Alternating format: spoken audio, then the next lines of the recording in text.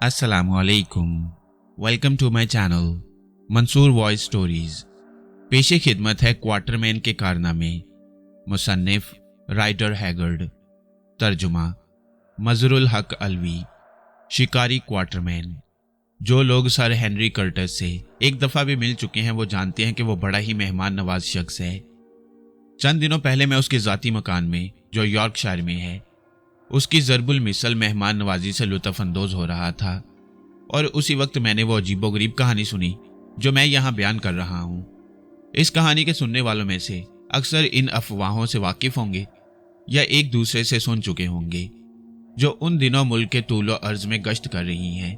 और अफवाहें ये हैं कि कर्टिस और उसका साथी कप्तान जॉन गुड हाल ही में अफ्रीका से लौटे हैं और ये कि वो खाली हाथ भी नहीं आए हैं बल्कि बहुत से हीरे और जवाहरात लेकर आए हैं। इन लोगों ने यह खजाना अफ्रीका के कल्ब में तलाश किया था और बड़े अजीबोगरीब और लर्जाखेज कारनामे अंजाम देकर इसे हासिल किया। यह भी कहा जाता है कि मिस्रियों ने या हजरत सुलेमान अलैहिस्सलाम ने या ऐसे ही किसी कदीम बादशाह या कौम ने यह खजाना वहां छुपा रखा था जिसे कोई तलाश न कर सका, या शायद जिसके वजूद का पता हमारे ज़माने तक किसी को न चला। मैंने इसके मुतल्लिक एक मुकामी अखबार में पढ़ा और फौरन ही कर्टिस से मिलने चल दिया। गालिबन ये कहने की ज़रूरत नहीं कि जब मैं वहां पहुंचा तो शौक़ तजस्सुस से बेताब था। हेनरी कर्टिस ने हस्बे मामूल खंदा पेशानी से मेरा इस्तकबाल किया और जब मैंने उससे इस खजाने के मुतल्लिक पूछा तो उसने इनकार न किया। बेशक वो खजाने का कुछ हिस्सा हासिल करने में कामयाब हो गया। मैंने उसे अपनी दास्तान सुनाने को कहा तो उसने इनकार कर दिया। कप्तान गुड भी वहीं मौजूद था। मैंने उससे दरख्वास्त की तो उसने भी नफ़ी में सर हिला दिया। अगर मैंने गंजे सुलेमान की दास्तान बयान की तो तुम उस पर यकीन ना करोगे। कर्टिस ने अपना मखसूस कहकहा लगाया जो इतना ज़ोरदार था कि मालूम होता कि उसके फेफड़ों की तहों से उठ रहा हो। लेकिन तुम ज़रा सब्र से काम लो और उस वक्त के मुंतज़िर रहो जब तक कि शिकारी क्वार्टर में नहीं आ जाता। वो साहब कब तशरीफ़ ला रही हैं? वो आज रात अफ्रीका से पहुंच रहा है और उसके आने से पहले ना तो मैं ही तुम्हें कुछ बताऊंगा और ना गुड। क्वार्टरमैन वो शख्स है जो कई बरसों से गंजे सुलेमान के मुतल्लिक जानता था और इस मुहिम में शुरू से आखिर तक हमारे साथ रहा। और सच तो यह है कि अगर वो जिंदा ना होता तो आज मैं और कप्तान गुड यहाँ बैठे ना होते। मैं इसी वक्त उसे लेने जा रहा हूँ। किस्सा मुख्तसर, ना तो मैं और ना ही कोई कर्टिस से कुछ उगलवा सका। चुनाचे मैं दिल पर जबर करके बैठ रहा और क्वार्टरमैन की आमद का बड़ी बेसब्री से इंतजार करने लगा। उस रात कर्टिस के सारे मेहमान, जिनमें खवातीन भी थीं, शौक़ तजस्सुस से बेताब थे, लेकिन ना तो कर्टिस और ना ही गुड के मुंह से फूटना था। अक्सर को खजाने वगैरह का किस्सा महज गप मालूम होता। चुनाचे रात के खाने से पहले गुड ने सबूत के तौर पर एक बड़ा सा गैर तराशा हुआ हीरा मेहमानों के सामने मेज पर रखकर ऐलान किया कि ये तो छोटा सा हीरा था और ये कि उसके पास इससे भी बड़े कई हीरे हैं। तो मेहमानों की आंखें हैरत से फट गईं और उस रात पहली दफ़ा मैंने सिनफे नाजुक के चेहरों पर शौक, रश्क और लालच के जज्बात देखे।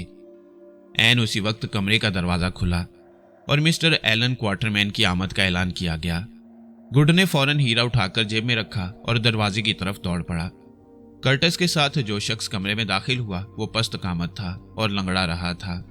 वो कमरे में दाखिल होते वक्त कुछ शर्मा सा रहा था और कुछ हिचकिचा रहा था। चुनाचे मालूम हुआ कि वो पार्टियों में शरीक होने का आदी ना था।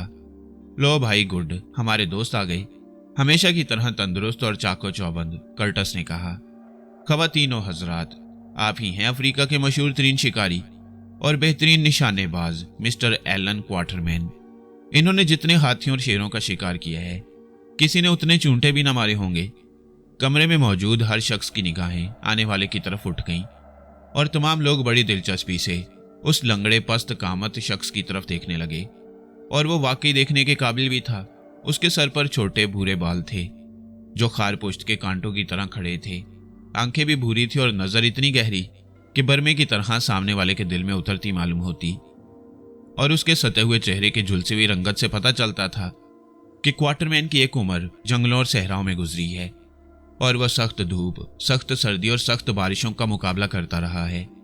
लेकिन यह अजीब बात थी कि उसके बुशरे से करख्तगी ना थी जो अमूमन शिकारियों के चेहरे पर नजर आती है। इत्तफाक ऐसा हुआ कि खाने की मेज पर मैं एलन क्वार्टरमैन के करीब बैठा हुआ था। चुनाचे मैंने मौका गनीमत जानकर उसे खुलवाने की कोशिश की, लेकिन वो उन लोगों में से न था जो फौरन खुल जाते हैं और डींगे मारने लगते हैं। ताहम ये इकरार तो उसने भी कर लिया कि उसने सर हेनरी कर्टस और कप्तान जॉन गुड के साथ अफ्रीका के कल्ब में एक तवील और खतरनाक सफर करके खजाना हासिल कर लिया था।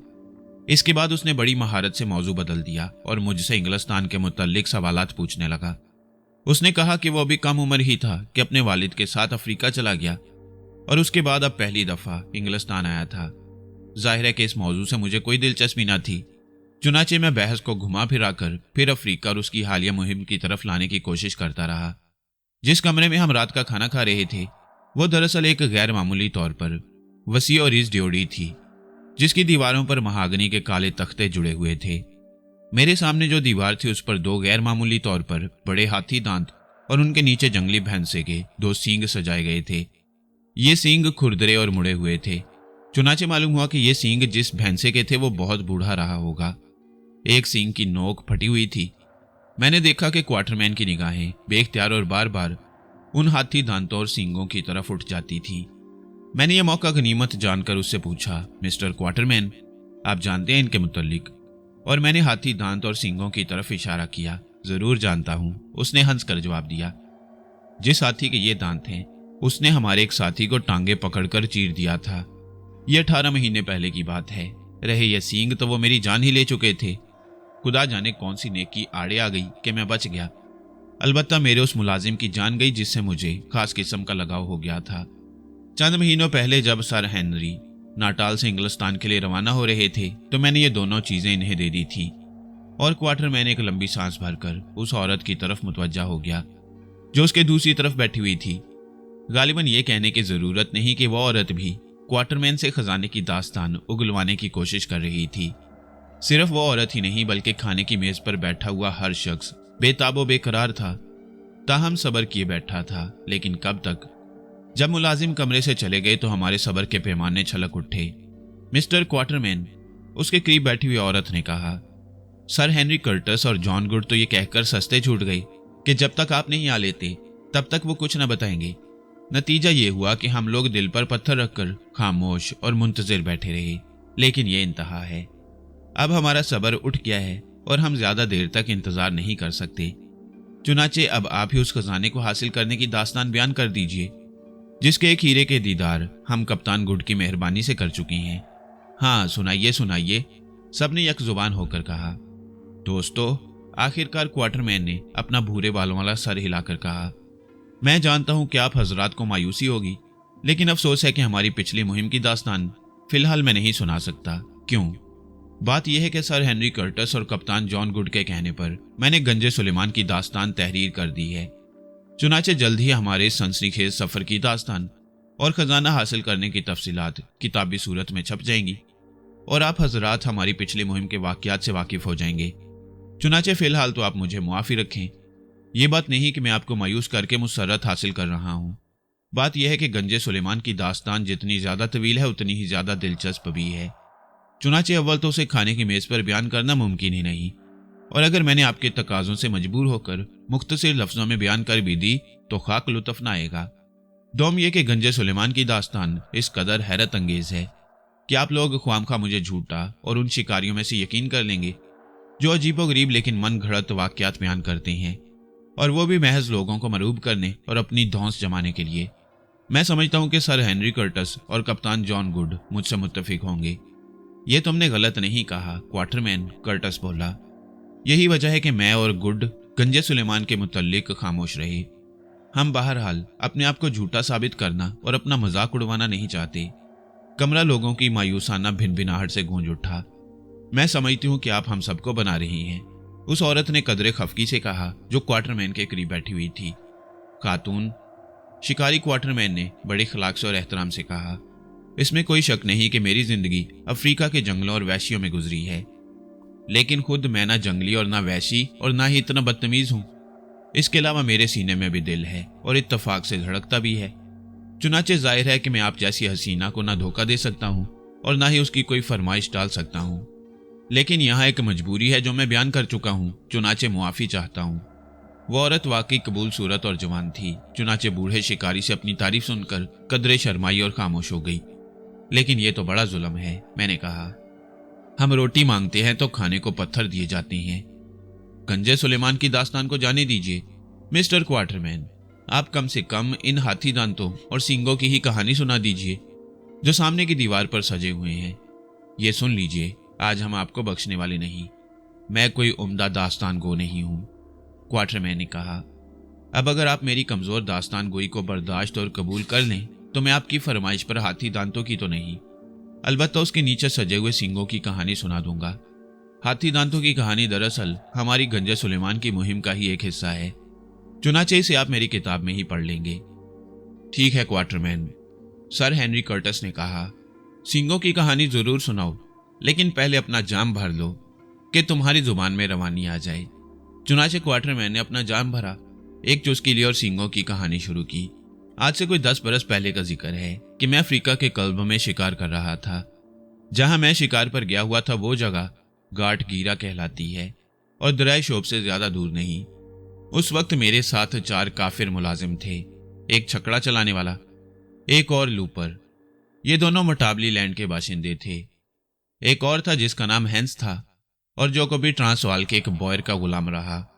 और चौथा माशून नामी एक जुल्लू शिकारी जो 5 बरस से हर सफर में मेरे साथ रहा। गाट गैरी के करीब मुझे एक बेहद शादाब और उम्दा खित्ता मिल गया जो पार्क की तरह था कि वहां घास उग रही थी। इस मौसम में अमूमन अफ्रीका में घास नहीं उगती, लेकिन यह मैदान घास से ढका हुआ था। चुनाचे मैंने वहीं अपना कैंप लगा दिया और उसी को हेडक्वार्टर या मरकज बनाकर मैं अतराफ में शिकार की, खसूसन हाथियों की तलाश में जाता रहा। लेकिन खुदा जाने किस मनहूस की सूरत देखकर चला था कि कुछ ज्यादा हाथी दांत ना मिले। चुनाचे हाथी दांत भी यूं ही से मिले।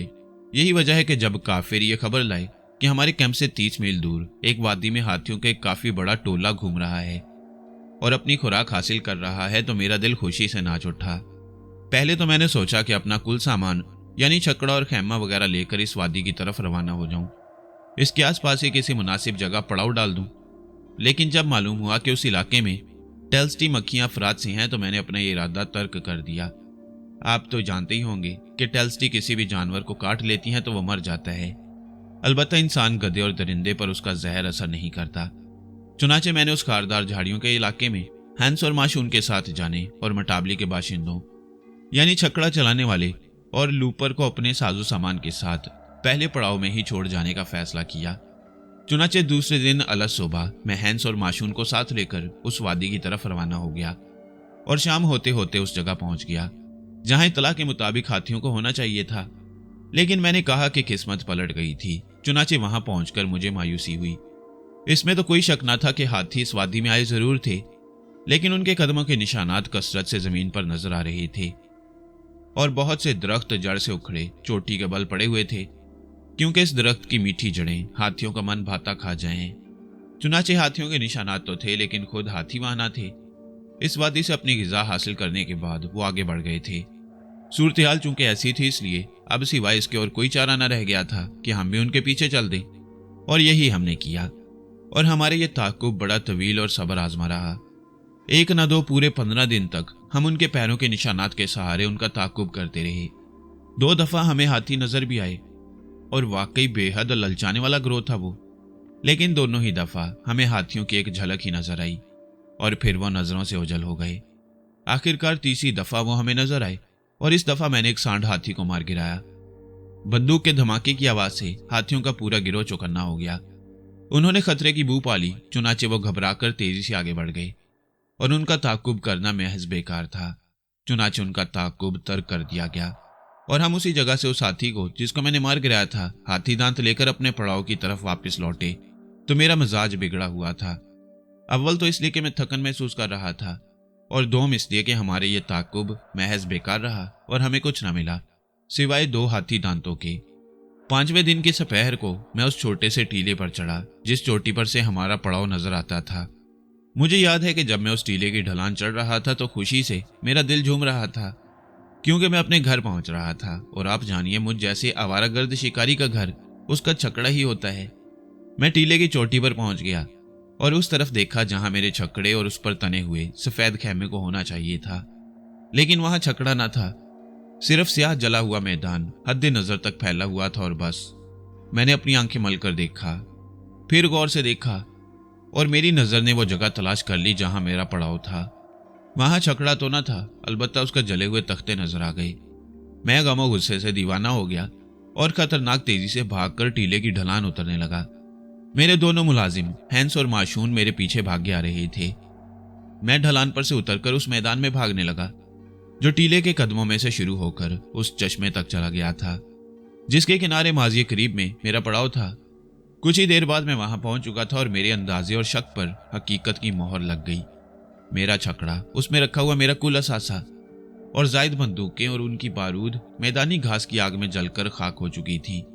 यहां मैं ये बता दूं कि हाथियों के ताकुब में जाने से पहले मैंने छकड़ा चलाने वाले अपने मुलाजिम को हदायत कर दी थी कि वो पड़ाव के आसपास की घास जला दे, ताकि अगर कभी इस मैदान की घास सुलग उठे तो खुद हमारा पड़ाव जलने से महफूज रहे। चुनाचे ये नतीजा था मेरी इस अहमकाना हदायत का कि जिस आग से बचने के लिए इस एहतियाती तदबीर की हदायत कर दी गई थी, उसी आग ने मेरा कुल सामान राख कर दिया। इस वाक़े से मुझे यह सबक जरूर मिला कि हमें अपना काम खुद या अपनी ज़ेरे निगरानी करवाना चाहिए, खसूसन उस वक्त जब वास्ता काफिरों से हो। मालूम ऐसा होता है कि मेरे काहिल मुलाजमों ने पड़ाव के करीब की लंबी घास में आग लगाई थी। शायद बल्कि यकीनन उनका ख्याल था कि आग मैदान में दूसरी तरफ फैल जाएगी, लेकिन हुआ यह कि हवा के झोंके शोलों को छकड़े तक घसीट लाए और किस्सा खत्म हो गया। रहे मेरे दोनों मुलाजिम तो मैं नहीं जानता कि उनका क्या बना। अलबत्ता मेरा ख्याल है कि वो मेरे गुस्से का हदफ बनने के खौफ से मेरे दोनों बैल लेकर फरार हो गए। वो दिन और आज का दिन मैंने उन्हें फिर कभी नहीं देखा। मैं जले हुए मैदान में चश्मे के किनारे सर पकड़ कर बैठ गया और अपने छकड़े को कोयला बने देखने लगा। मुझे इतराफ है कि उस वक्त मेरा दिल धाड़े मारकर रोने को चाह रहा था। सूरत-ए-हाल नाजुक और खुद हमारी हालत काबिले रहम थी। हैंस और माशून बेकाबू होकर गालियां बक रहे थे, एक डच जुबान में और दूसरा जुलू जुबान में अपने दिल की भड़ास निकाल रहा था, और मैं अपना सर पकड़े सूरत-ए-हाल पर गौर कर रहा था जो हर तरफ से हौसला शिकन थी। खामा इलाके का दारुल सल्तनत बामिंग वाटू 300 मील के फासले पर था और यही वो करीब तरीन आबादी थी जहां से हमें मदद मिल सकती थी। हमारी जायद बंदूकें, बारूद, कपड़े, अशियाए खुर्दोनोश का जखीरा और दूसरी तमाम चीजें पूरी तरह तल्फ हो चुकी थीं। चुनाचे अब हमारे पास वही चीजें बाकी रह गई थीं जो हमारे जिस्मों पर थीं, यानी मेरे बदन पर फ्लीनल की एक कमीज, पतलून, पैरों में खाम चमड़े के जूते, 8 बोर की राइफल और चंद कारतूस। हैंस और माशून के पास थी एक मार्टिनी राइफल और गिनती के चंद कारतूस। चुनाचे ये कुल असासा थे और इसी मुख्तसर से सामान के साथ हमें 300 मील का दुश्वार गुजार सफर तय करना था, और जिस इलाके में हमें सफर करना था वो वीरान और तकरीबन गैराबाद था। यकीन कीजिए सूरत-ए-हाल बहुत बुरी और हौसला शिकन थी। हालांकि पहले भी मैं अनोखी सूरत-ए-हाल से दो चार हो चुका हूँ और कई दफा हो चुका हूँ। बहरहाल इस किस्म के वाकयात एक शिकारी की जिंदगी में होते ही रहते हैं और शिकारी को चाहिए कि वो इन्हें सब्र और शुक्र से बर्दाश्त कर ले। अपने छकड़े के आसार के करीब वो बेचैन रात गुजारने के बाद हम दूसरे दिन सुबह अपने तवील और तकलीफ दे सफर और उस आबादी की तरफ रवाना हो गए जो 300 मील दूर थी। अगर मैं अपने उस मुश्किल और खतरनाक सफर की दिक्कतों और रास्ते के वाकयात की तफसीलात बयान करने लग जाऊं तो ये कहानी शायद सुबह तक भी खत्म ना होगी। चुनाचे मैं सफर की तफसीलात हज़फ करके उस खास वाक्य को बयान करना मुनासिब समझता हूँ, जिसकी गमनाक यादगार ये 2 सींग हैं जो सामने की दीवार पर सजाए गए हैं। पूरे 1 महीने तक हम सफर करते और उन दुश्वारियों का सामना करते रहे जो जंगल के सफर में पेश आती हैं। अगर शिकार मिल जाता तो हमें खाने को गोश्त भी मिल जाता, और जब शिकार ना मिलता तो हम जंगल के दरख्तों के पत्तों, घास और जंगली फलों से पेट की आग बुझाते। खैर, तो 1 महीने के सफर के बाद एक शाम हमने जिस जगह डेरे डाले वो मुकाम बामिंग वाटू से 40 मील दूर था। 260 मील के इस सफर ने हमारी हालत गैर कर दी। टांगे सूज गई थी। इस पूरे सफर में पेट भरकर खाना ना मिला और फिर हम थकन से चूर थे। सितम यह हुआ कि बुखार ने अचानक मुझ पर हमला करके मुझे इस बुरी तरह से झंझोड़ दिया था कि मैं एक नौज़ायदा बच्चे की तरह कमजोर हो रहा था। बारूद का जखीरा भी तकरीबन खत्म होने वाला था। मेरी 8 बोर की बंदूक के लिए सिर्फ एक कारतूस बाकी रह गया था और हैंस और माशून के दरमियान, जिनके पास एक राइफल थी, सिर्फ 3 कारतूस बच रहे थे। सूरज गरूब होने से कोई 1 घंटा पहले हमने क्याम किया था। खुशकिस्मती से हमारे पास दिया सलाई की चंद तीलियां बच रही थीं। चुनाचे हमने आग जला ली। मुझे याद है कि यह क्याम करने के लिए वो बेहद मुनासिब और उम्दा मुकाम था। यहां मैं ये बता दूं कि हम उस पगडंडी के साथ साथ चलते रहे जो जंगल के जानवरों की आमदोरफ्त से पैदा हो गई थी। चुनाचे उस पगडंडी से जरा हटकर एक बड़ा सा खड्डा था। खड्डे के किनारों पर मैमूसा के दरख्त खड़े हुए थे, जिनकी टहनियां छतरी की तरह फैली हुई थी। खड्डे के पैंदे में बतने जमीन में एक चश्मा फूट आया था, जिसके शफाफ पानी ने उस खड्ड को एक उम्दा नन्ही सी झील में तब्दील कर दिया। और उस झील के किनारे किनारे अफ्रीका की वो आबी सब्जी उग रही थी, जो काहू की तरह होती है। और काहू से तो आप वाकिफ ही होंगे कि अभी अभी उसका साग आपकी खिदमत में पेश किया गया है। अब इत्तफाक ऐसा हुआ कि हमारे पास खाने को कुछ ना था। 2 दिन पहले मैंने एक छोटा सा एंटेलोप शिकार किया था, जिसका गोश्त हम बचा बचा कर खाते रहे और उसका आखिरी टुकड़ा इसी सुबह खाकर फुर्सत पा चुके थे। चुनाचे हैंस ने, जो माशून की बानिस्बत बेहतर निशानेबाज था, बचे हुए 3 कारतूस में से 2 अपने साथ लिए और किसी छोटे मोटे शिकार की तलाश में रवाना हो गया। मैं ऐसी नकाहत महसूस कर रहा था कि बंदूक तक उठाने के काबिल ना था। शिकार करना तो खैर बात की बात थी। इस अरसे में माशून मैमूसा की खुश्क टहनियां समेटने में मसरूफ हो गया कि हमारी रात गुजारी के लिए पानी के खड़ से 40 गज इधर छोटा सा हिसार बना दे। और इसकी ज़रूरत भी थी, क्योंकि अपने इस तवील सफ़र में शेर हमें परेशान करते रहे और एक रात पहले चंद शेर तकरीबन हम पर हमला कर चुके थे। लेकिन अब मैं कमज़ोर हो रहा था। चुनाचे इस ख्याल से परेशान था कि अगर इस रात शेरों ने हम पर हमला किया तो कम से कम मैं अपना बचाव न कर सकूंगा। हम बोमा बनाकर फारिग ही हुए थे कि हमने बंदूक के धमाके की आवाज़ सुनी। आवाज़ तकरीबन 1 मील दूर से आई थी। मैकोमेजन, तुमने ये आवाज़ सुनी? माशून ने बड़ी बशाशत से ज़ुलू ज़ुबान में कहा, क्योंकि माशून उन लोगों में से था जो मुश्किलात में घबराते नहीं। सुनो, इस हैरत अंगेज़ आवाज़ को सुनो, जिसके ज़रिए आमा बोना मतलब बोयरों ने खूनी दरिया की जंग में हमारे कबीले को खाक में मिला दिया। मैकोमेजन, अब हम भूखे हैं और हमारे पेट खुश्क चपाती और बैल की ईंठी हुई खाल की तरह हो गए हैं। लेकिन खुश हो जाओ कि अब ताज़ा और उम्दा गोश्त आने वाला है। इसमें कोई शक नहीं कि हैंस का निशाना सीधा है। हाँ, बड़ा सीधा निशाना है उसका। चुनाचे मैकोमेजन, थोड़ी देर बाद ही हम आग पर शिकार का उम्दा गोश्त भून रहे होंगे और कल सुबह बेदार होंगे तो ताज़ा दम होंगे। चुनाचे खुश हो जाओ मैकोमेजन। और वो यूं ही बकवास करता रहा, यहाँ तक कि मैं बर्दाश्त ना कर सका और मैंने उसे डांट कर खामोश हो जाने को कहा, क्योंकि उसकी इन ऊट पटांग बातों से मेरा सर दर्द करने लगा। बंदूक का धमाका सुनने के कुछ देर बाद सूरज का सुरख घूमता हुआ गोला गरूब हो गया और शाम का दिल खून होकर उफ़के मगरिब पर फैल गया और ज़मीन पर और फिजा में वो अजीब और मुकम्मल खामोशी तारी हो गई जो अफ्रीका के वीरानों से मखसूस है। शेर अब तक अपने किच्छारों से ना निकले थे, वो शायद चांद के तुलू होने के मुंतजिर थे और परिंदे और दूसरे जानवर आराम करने चले गए। मैं उस रात की मुकम्मल तरीन खामोशी को अल्फाज में बयान नहीं कर सकता। कम से कम मुझे तो वो खामोशी बड़ी ही हौलनाक मालूम हो रही थी, शायद इसलिए कि मैं कमज़ोर हो रहा था और इसलिए भी कि हैंस अब तक वापस ना आया और मैं उसकी तरफ से परेशान था। ऐसा मालूम होता था जैसे कुदरत भी दम बखुद हो, जैसे कोई लर्जा खेज वाक़या उसकी नज़र के सामने वकूफ़ पज़ीर हो रहा हो। खामोशी, मौत की सी खामोशी, सुकून, कब्र का सा मुकम्मल तरीन सुकून। माशून, आखिरकार मैंने कहा, हैंस क्यों नहीं आया अब तक? मुझे फिक्र हो रही है उसकी। ये तो मैं नहीं जानता मैकोमेजन कि हैंस अब तक वापस नहीं आया। वो शायद थक कर कहीं सो गया होगा या फिर रास्ता भूल गया होगा। माशून, तुम बेवकूफ़ हो कि मुझे बेवकूफ़ बनाने की कोशिश कर रही हो। तुम पिछले 5 बरस से मेरे साथ हो और जानते हो कि हैंस ना तो कभी रास्ता भूलता है और ना ही पड़ाव की तरफ लौटते वक्त रास्ते में पड़कर सोने का आदी है। हाँ मैकोमेजन, ये मैं जानता हूँ, चुनाचे ये नहीं जानता कि वो कहाँ है और अब तक क्यों नहीं आया। ख़वातीनो हजरात, आप हैरान ना हो कि ये मैकोमेजन क्या बला है। दरअसल ये मेरा अफ्रीकी नाम है जिसके मायने हैं पासबाने शब, या वो जो रातों को बेदार रहता है। माशून, मैंने कहा, इस खड्ड में उतर कर वो सब्जी तोड़ लाओ जो झील के किनारे उग रही है, क्योंकि मैं भूखा हूँ और अगर मुझे खाने को ना मिला तो मैं मर जाऊंगा। नहीं मैकोमेजन, मैं वहां नहीं जाऊंगा। क्यों बेवकूफ़? इसलिए कि वहां भूत हैं जो पानी में से निकलकर अपने आप को सुखाने के लिए किनारे पर बैठ जाती हैं और बहुत सी भूत बीवियों और अपने भूत बच्चों के मुतालिक बातें करती हैं। ये बात मुझे एक अफसानवी ने बताई थी। माशून बड़ा ही बहादुर और दलेर शख्स था, लेकिन जूलों की तोहम परस्ती से वो भी बर्री न था। चुनाचे दिन की रोशनी में तो वो शेर था, लेकिन रात के अंधेरे में चूहा। तो फिर मैं वहां जाऊं गधे? मैंने गुस्से होकर कहा। नहीं मैकोमेजन, अगर तुम्हारा दिल हामला औरत की तरह उल्टी सीधी चीजें खाने को करता है, तो मैं जाकर वो चारा ले आता हूं। फिर वहां बैठे हुए भूत मुझे निगल ही क्यों ना जाए। और वो उठकर खड्ड में उतर गया। कुछ देर बाद वापस आया तो काहू की किस्म के साग का पूरा गट्ठर उठाए हुए था। बकौल माशून, मैं ये चारा बड़ी रगबत से खाने लगा। तुम भूखे नहीं हो माशून? मैं को मेजन में इतना भूखा हूं कि पहले कभी इतना भूखा नहीं रहा। तो फिर खाओ। मैंने आबी काहू के ढेर की तरफ इशारा किया। नहीं मैको मेजन, मैं ये पत्तियां नहीं खा सकता। अगर ना खाओगे तो भूख से मर जाओगे, खाओ कि ये भी गनीमत है।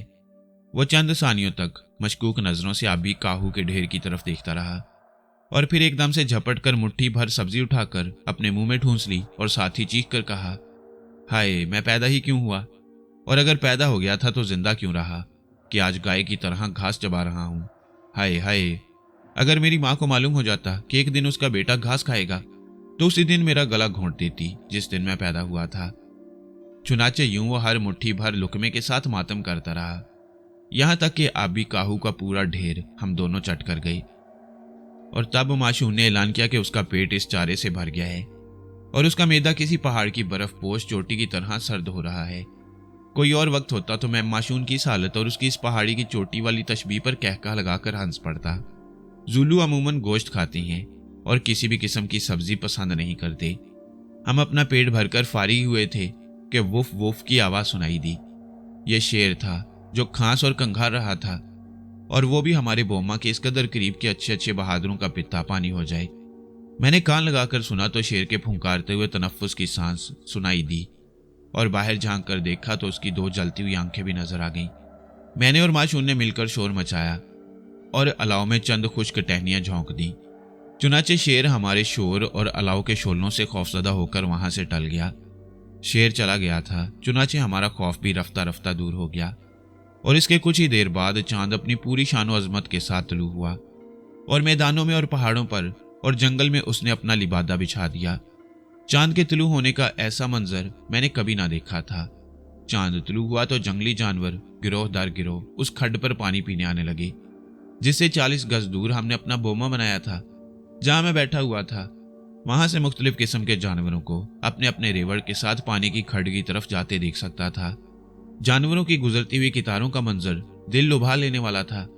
एक बड़ा सा हिरन अपने रेवड़ से अलग होकर हमारे बोमा की तरफ आया और उससे कोई 20 गज दूर खड़े होकर हैरत और मशकूक नजरों से देखता रहा। उसका सर और उसके खूबसूरत सींग रोशन आसमान के पस मंजर में बहुत भले मालूम हो रहे थे। मुझे याद है कि इस हिरन को मार गिराने का ख्याल मुझे आया था ताकि हमें खाने को गोश्त मिल जाए। मैं बड़ी कोशिशों के बाद अपने आप को उस पर गोली चलाने से रोक सका। अव्वल तो इसलिए कि हमारे पास सिर्फ 2 कारतूस थे और फिर चांद की रोशनी में निशाना अक्सर दफा खता हो जाता है। चुनाचे मैंने उस हिरन पर गोली न चलाई। कुछ देर बाद वह हिरन हमारे बोमा के सामने से अटकर खड्ड में उतर गया। 1 या 2 मिनट बाद खड्ड में से झपाकों की जोरदार आवाज और फिर भागते हुए खुरों की ठपाठप सुनाई दी। कैसी आवाज थी ये माशून? मैंने पूछा। वो ही लानती शेर, हिरन ने उसकी बू पाली थी। माशून ने अंग्रेजी में जवाब दिया जो टूटी फूटी बोल लेता था। ये अल्फाज माशून की जुबान ने अभी अदा ही किए थे कि झील के दूसरे किनारे पर हल्की सी गुर्राहट सुनाई दी। फौरन ही उस गुर्राहट का जवाब बहुत करीब से एक गरज ने दिया। खुदा की कसम, मैंने कहा, शेर 2 हैं। हिरन उनके हाथ नहीं लगा बल्कि फरार हो गया है। चुनाचे अब खुद हमें होशियार रहना है, मुबादा ये शेर हमें शिकार न बना ले। चुनाचे एक बार फिर हमने अलाव में खुश्क टहनियां झोंक कर उसे भड़का दिया। एक बार फिर मैंने और माशून ने शोर मचाया और शेर घबराकर वहां से हटकर किसी तरफ चले गए। माशून, मैंने कहा, जब तक चांद उस दरख्त की चोटी पर नहीं आ जाता तुम जागते रहो। चांद वहां पहुंच जाएगा तो आधी रात हो जाएगी, फिर मुझे बेदार कर देना, होशियार रहना। अगर तुमने झपकी भी ली तो शेर तुम्हारी हड्डियां चबा रहे होंगे। मैं सोता हूं क्योंकि अगर मैंने नींद ना ली तो मर ही जाऊंगा। कोसी यानी सरदार, वो बोला, सो जाओ, इत्मीनान से और बेफिक्र होकर सो जाओ बवाना। मैं अपनी आंखें तारों की तरह खुली रखूंगा और जिस तरह आसमान के तारे झपक झपक कर तुम्हें देखते रहेंगे मैं भी तुम्हें देखता रहूंगा और तुम्हारी हिफाजत करूंगा, उस तरह जैसे एक माँ अपने पहलोटी के बच्चे की हिफाजत करती है। हालांकि मैं बेहद थकन और कमजोरी महसूस कर रहा था, लेकिन फौरन ही माशून की इस शायराना हदायत पर अमल न कर सका। अव्वल तो इसलिए कि बुखार की वजह से मेरा सर दर्द कर रहा था 2 मिस लेके मेरी नजर के सामने हैंस की सूरत तैर रही थी, जो अब तक वापस न आया था। खुदा जाने क्या वाकया हुआ था उसके साथ। और सौम ये कि हमारी टांगें सूजी हुई थी, पेट खाली थे। हमारे पास सिर्फ 2 कारतूस रह गए थे और बामिंग वाटू 40 मील दूर था। और सबसे बाला ये ख्याल के करीब ही 2 भूखे शेर चक्कर लगा रही हैं और मौका की तलाश में हैं।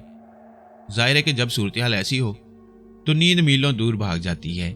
चुनाचे मुझे भी नींद न आई, लेकिन सितम यह हुआ कि एकदम से तंबाकू की तलब ने मुझे बेचैन कर दिया और मेरा जी चाहा कि अपना पाइप जलाकर 2-4 लंबे लंबे कश लगाऊं, लेकिन मैंने अपनी ख्वाहिश को दबा दिया। आखिरकार मुझ पर गनूदगी तारी हो गई और खुदा जाने कब मेरी आंख लग गई।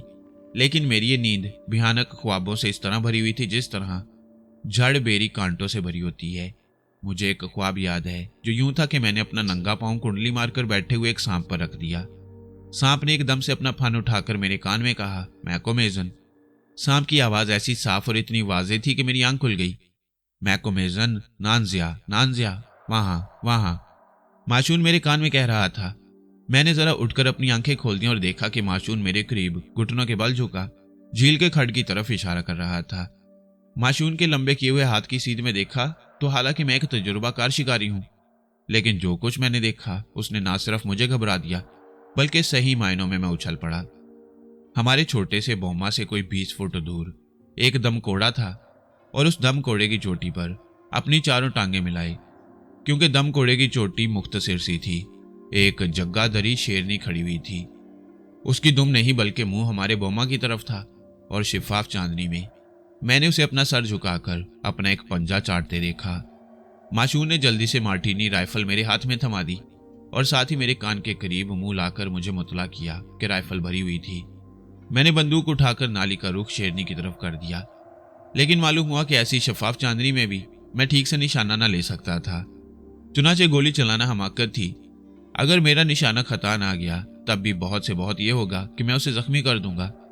और आप जानिए, जख्मी शेरनी बेहद खतरनाक होती है।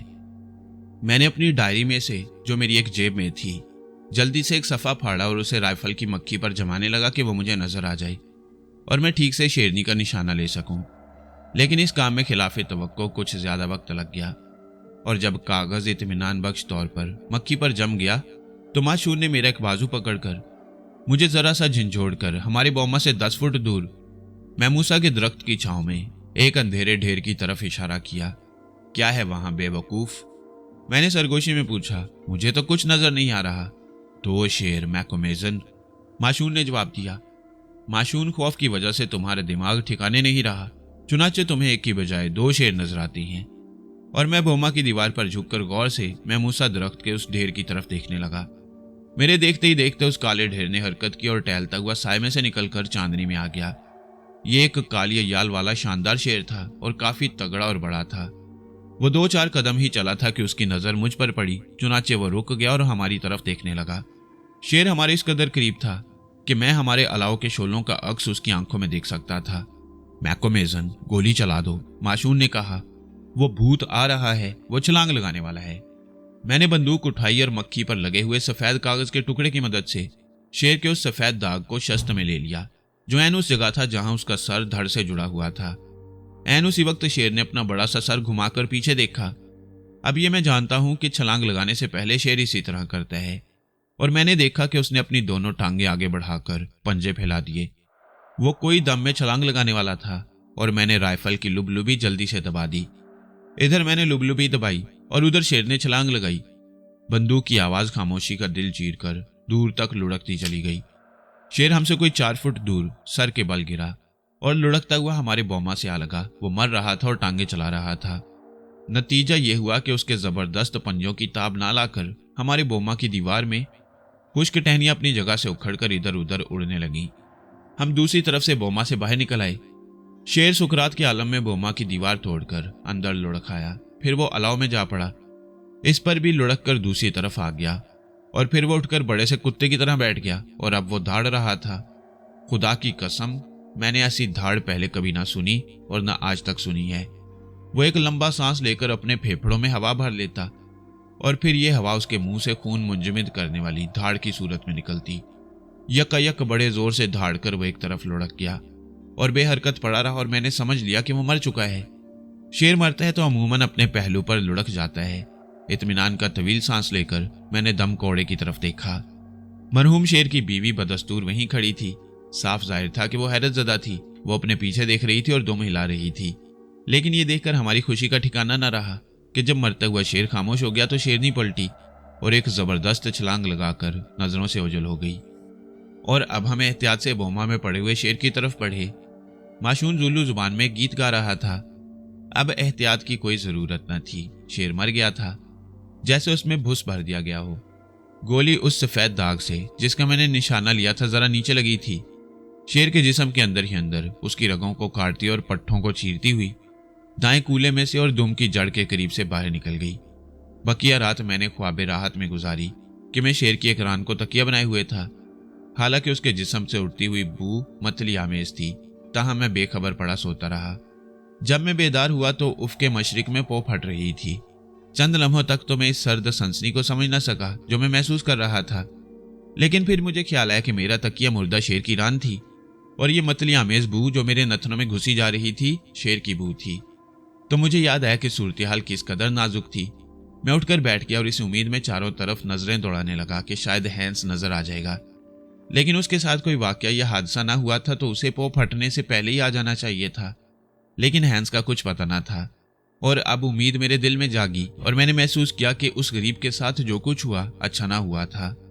माशून को आग जलाने के काम पर लगाकर मैंने जल्दी से शेर की रान पर से खाल उतारी और गोश्त का एक बड़ा सा लौथड़ा काट लिया। ये गोश्त आग पर भूना गया और हम दोनों ने बड़ी रगबत से नदीदों की तरह उसे खा लिया।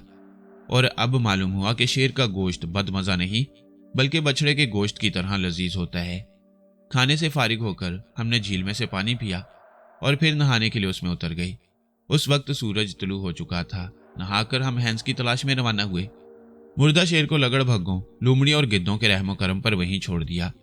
माशून तो खैर जुल्लू ही था, लेकिन मेरी आवारा गर्दी की जिंदगी ने खुद मुझे भी एक माहिर खोजिया बना दिया। चुनाचे हमें हैंस के कदमों के निशानात तलाश करने में दिक्कतों का सामना न करना पड़ा। हालांकि वो निशानात खासे धुंधले थे। हैंस के कदमों के निशानात देखते हम आधे घंटे तक चलते रहे और हम अपने पड़ाव से 1 मील दूर आए होंगे कि हमें जमीन पर दूसरे निशानात भी नजर आए। एक अकेले जंगली भैंसे के खुरों के निशानात जो हैंस के कदमों के निशानात से गुडमुड थे। चंद अलामतों से जाहिर हुआ कि हैंस भैंसे का ताकुब कर रहा था। आखिरकार हम जंगलों के बीच में एक मैदान में पहुंच गए जहां एक बेहद पुराना महमूसा का कांटेदार दरख्त उग रहा था। इस दरख्त की जड़ें तने में बहुत से ऊपर शुरू होकर जमीन में उतर गई थी, जो यूं मालूम होती थी जैसे किसी दियो ने अपना पंजा जमीन पर टिका रखा हो। दरख्त की जड़ में खार पोछती ऐसी किस्म के किसी जानवर ने बड़ा सा सुराख बना रखा था। इस कांटेदार दरख्त से 10-15 कदम दूर झाड़ियों का एक गुंजान झुंड था। देखो मैकोमेजन देखो। हम कांटेदार दरख्त के करीब पहुंचे तो माशून ने कहा, भैंसे ने हैंस पर हमला कर दिया था। देखो यहां खड़े होकर उसने भैंसे पर बंदूक चलाई। देखो कितनी मजबूती से हैंस ने अपने कदम यहां जमाए। ये उसकी मुड़ी हुई उंगली का निशान है। हैंस के पैर की एक उंगली मुड़ी हुई थी। देखो यहां से भैंसा ढलान पर से लुढ़कते हुए बड़े से पत्थर की तरफ भाग गया और ये देखो वो यूं मिट्टी उड़ा रहा था जैसे उसके खुरों में खुरपे बंधे हुए हों। हैंस ने उसे जख्मी कर दिया। चुनाचे उसके जख्म से खून बह रहा था। ये क्या है? खून के दाग। मैकोमेजन ये पूरी दास्तान यहां जमीन पर अलामतों से लिखी हुई है। हाँ, लेकिन खुद हैंस कहाँ है? अभी ये अल्फाज मेरे मुंह में ही थे कि माशून ने बड़े जोर से मेरा बाजू पकड़ लिया और कांटेदार दरख्त की तरफ इशारा किया जो हमसे ज्यादा दूर ना था। साहिबो, अब भी जब कभी मैं उस मंजर का तसव्वुर करता हूं तो मेरा दिल उलट जाता है। जमीन से कोई 8 फुट ऊपर दरख्त का तना 2 शाखों में फट गया था और वहां हैंस या यूं कहिए कि उसकी लाश लटक रही थी। साफ जाहिर था कि जख्मी भैंसे ने उसे उछालकर वहां फेंक दिया था। उसकी एक टांग तने के एक हिस्से या टहने के गिर्द लिपटी हुई थी। गालिबन मरने से पहले हैंस तड़पता रहा। उसके पहलू में एक बड़ा सा सुराख था जिसमें से उसकी आंतें बाहर निकल आई थी। हैंस की दूसरी टांग दरख्त के नीचे और जमीन से कोई 5 फुट ऊपर लटक रही थी और उस टांग पर खाल और ज्यादातर गोश्त भी गायब था। चंद लम्हों तक हम दम बखुद खड़े इस लर्जाखेज मंजर को देखते रहे और फिर मैंने समझ लिया कि जब हैंस मर गया होगा तो भैंसे ने अपनी रेती जैसी खुरदरी जुबान से हैंस की लुढ़कती हुई टांग पर खाल और गोश्त खुरच कर चाट लिया होगा। जंगली भैंसा अपनी इस जालिमाना खसूसियत की वजह से मशहूर है कि अपने दुश्मन का खात्मा कर देने के बाद वो उसके जिस्म के किसी हिस्से का गोश्त चाट लेता है और इस तरह अपने दोस्त के गुस्से और इंतकाम की आग को सर्द करता है। भैंसे की इस खसूसियत के मुतालिक मैंने बहुत सी बातें सुनी थी, लेकिन इन पर यकीन ना किया था और इन्हें शिकारियों की गप से ताबीर किया।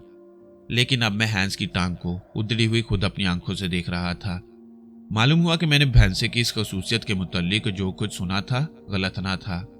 हम दरख्त तले बुत बने खड़े थे और फटी फटी आंखों से हैंस की लाश को देख रहे थे कि बड़े ही तकलीफ दे अंदाज में, बल्कि यूं कहिए कि खौफनाक अंदाज में हम दोनों को जैसे होश आया। झाड़ियों का वो झुंड जो दरख्त से ज्यादा दूर ना था, यक पटाखों की आवाज के साथ फट गया और एक खूंखार भैंसा उसमें से निकलकर रेल के इंजन की तरह भागता हुआ सीधा हमारी तरफ आया। वह फुंकार रहा था और सुअर की तरह गुरगुर कर रहा था। वह तेजी से भागा रहा था और इस आलम में भी मुझे उसके पहलू पर हैंस की बंदूक की गोली का जख्म नजर आ गया। दूसरी बात यह नजर आई कि उसकी एक रान पर खाल उधड़ी हुई थी। चुनाचे मालूम हुआ कि यह भैंसा बड़ा ही गजबनाक और दीवाना था और हाल ही में शेर का मुकाबला कर चुका था। इसकी रान पर खाल शेर के थप्पड़ से उधड़ गई थी। वो अपना सर उठाए भागा रहा था। भैंसा उसी वक्त सर झुकाता है जब वो दुश्मन के करीब पहुंचकर उस पर हमला कर देता है। सामने की दीवार पर सजे हुए ये सींग मुझे आज भी इतने ही खतरनाक और जानलेवा मालूम होते हैं जितने के उस दिन मालूम हुए थे, जब इन सींगों का मालिक हमारा खात्मा करने के लिए भागा रहा था और उसके मुड़े हुए काले सींगों में मुझे अपनी मौत नजर आ रही थी। माशून एक नारे के साथ बड़ी तेजी से झाड़ियों के झुंड की तरफ हट गया और मैंने लाशौरी तौर पर, या यूं कहिए कि जिबिल्ली तौर पर, अपनी 8 बोर की बंदूक जो उस वक्त मेरे हाथ में थी करीब से करीबतर होते हुए भैंसे की तरफ उठा दी। उसके सर को निशाना बनाना फजूल था क्योंकि गुंजान झाड़ियों में गोली उलझकर अपना रुख बदल सकती थी। लेकिन जब माशून तेजी से एक तरफ फरार हुआ तो भैंसे ने अपनी रफ्तार जरा कम कर दी।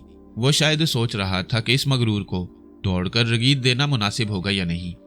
मौका गनीमत जानकर मैंने अपनी बंदूक की लुबलुबी दबा दी और आखिरी कारतूस भैंसे के शाने की तरफ चला दिया। गोली शाने की हड्डी तोड़ती हुई उसके जिस्म में घुस गई और उसके गोश्त को जलाती और चीरती उसके कूल्हे की हड्डी तक चली गई। भैंसा जरा देर के लिए लड़खड़ा जरूर गया लेकिन रुका नहीं।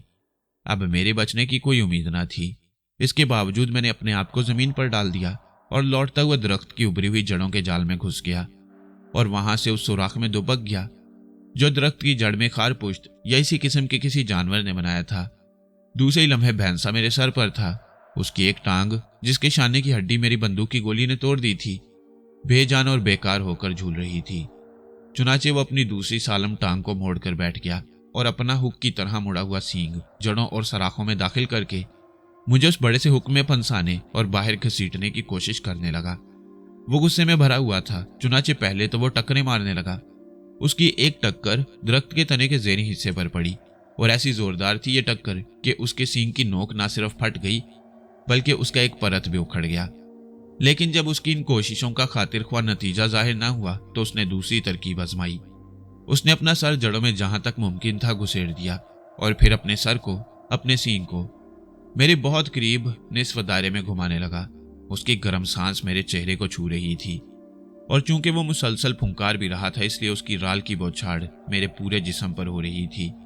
मैं इस मुड़े हुए सींग से जरा दूर था और वो मुझ तक ना पहुंच सकता था, लेकिन भैंसे के सर की जोरदार और गुस्सेदार टक्करों से सुराख ज्यादा बड़ा होता चला गया और जैसे जैसे सुराख बड़ा हो रहा था उसका सर अंदर दाखिल हो रहा था।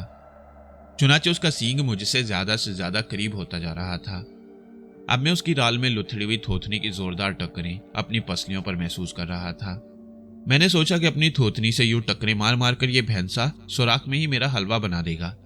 चुनाचे मैंने कोशिश करके अपना एक दबा हुआ हाथ बाहर निकाला और भैंसे की खुरदरी जुबान पकड़कर जो उसके मुंह से बाहर निकली हुई थी पूरी कुव्वत से मरोड़ दी। वह तकलीफ से अजाब में फंसी हुई बदरू की तरह डकराया और एक ही झटके के साथ अपना सर ऊपर उठाया तो उसके साथ मैं भी सुराख से निस्फ के करीब बाहर निकल आया। फौरन ही उसने अपना सींग मेरी तरफ चला दिया और इस दफा उसके सींग का हुक मेरी बगल में फंस गया। मुझे यकीन हो गया कि अब मेरी जिंदगी की चंद घड़ियां ही बाकी रह गई हैं। चुनाचे मैंने चीखना शुरू किया, इसने मुझे पकड़ लिया है। मैं इंतहाई खौफ के आलम में चीखा, गवासा माशून गवासा, हमला कर दो माशून, हमला कर दो। भैंसे ने अपने सर को एक और झटका दिया और मुझे सुराख में से पूरे का पूरा यूं आसानी से घसीट लिया जिस तरह बच्चे किसी नाजुक पौधे को घसीट लेती हैं। और ऐन उसी वक्त मुझे माशून की झलक नजर आई। वो अपना बांगवान या चौड़े फल वाला भाला अपने सर से बुलंद किए भैंसे की तरफ तेजी से चला रहा था। दूसरे ही लम्हे में उसके सींग में से निकलकर जमीन पर गिरा और ऐन उसी वक्त मैंने भैंसे की खाल पर भाले की जरब और फिर कपड़ा फटने की सी आवाज सुनी। ये भाले का फल था जो भैंसे की खाल फाड़कर उसके गोश्त में उतर रहा था। मैं पीठ के बल गिरा था और मैंने जमीन पर पड़े ही पड़े देखा कि बहादुर माशून अपना भाला 1-1.5 फुट तक भैंसे के जिस्म में उतार चुका था और अब फरार होने के लिए पलट रहा था। लेकिन अफसोस, वक्त गुजर चुका था। भैंसा जिसकी नाक और मुंह से खून बह रहा था, दोजख के इफरीत की तरह डकराकर माशून की तरफ घूम गया। सर झुकाकर माशून को अपने सींगों पर लिया और एक जोरदार झटके के साथ उसे हवा में उछाल दिया। माशून कलाबाजियां खाता जमीन पर गिरा तो भैंसा फिर उसके सर पर था और अब वो उसे बड़ी बेदर्दी से रुगीद रहा था। मैं बड़ी कोशिशों के बाद उठा कि माशून की कुछ मदद करूं, लेकिन मैं एक ही कदम बढ़ा था कि एक तवील फुंकार के बाद भैंसा खुद अपने शिकार के पास ढेर हो गया। माशून अब तक जिंदा था, लेकिन उस पर एक ही नजर डालने से मालूम हो गया कि उसका आखिरी वक्त आ गया था। भैंसी का सींग उसके एक फेफड़े में बड़ा सा सुराख कर चुका था। इसके अलावा माशून की कई हड्डियां भी चूरा हो गई थी। मैं उसके करीब बैठ गया, मेरी आंखों में आंसू थे। मैंने माशून का एक हाथ अपने हाथों में ले लिया। मैकोमेजन, वह शैतान मर गया कि नहीं?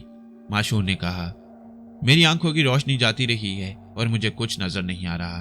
हाँ माशून, वो मर गया।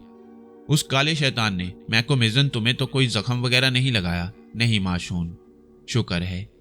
और फिर खामोशी का एक तवील वक्फा रहा और इस खामोशी में सीटी की आवाज सुनता रहा। यह माशून का सांस था जो उसके फटे हुए फेफड़े में से सीटी की आवाज के साथ निकल रहा था। मैकोमेजन, कहाँ हो तुम? मैं तुम्हें महसूस नहीं कर रहा। मैं तुम्हारे करीब ही हूं माशून। मैकोमेजन, मैं मर रहा हूं। दुनिया गोल गोल घूम रही है, उड़ी जा रही है और मैं कहीं अंधेरे में डूब रहा हूं या शायद ऊपर उठ रहा हूं। मैकोमेजन, अपने इस खादिम को भूल ना जाना जो तुम्हारे करीब खड़ा रहा है जब तुमने मस्त हाथियों का शिकार किया। मैकोमेजन, माशून को भूल ना जाना। और ये उसके आखिरी अल्फाज थे कि इन अल्फाज के साथ ही उस बहादुर जुल्लू की रूह परवाज कर गई। मैं उसकी लाश को उस सुराख के करीब घसीट लाया जो दरख्त की जड़ में था और जिसमें भैंसे से बचने के लिए कुछ ही देर पहले मैंने पनाह ली। माशून की लाश मैंने उस सुराख में धकेल दी और उसका भाला भी उसके साथ ही रख दिया कि वह जुल्लुओं के एतकाद के मुताबिक अपने उस तवील सफर पर निहत्था ना जाए। और मुझे, ख़वातीनो हजरात, मैं ये इतराफ़ करते हुए ज़रा भी खजालत महसूस नहीं कर रहा कि वहाँ उस सुराख के सामने जो अब माशून की कब्र था खड़े होकर मैं धाड़े मारकर उस बेवा की तरह रोया जिसका सुहाग अभी अभी उजड़ा हो।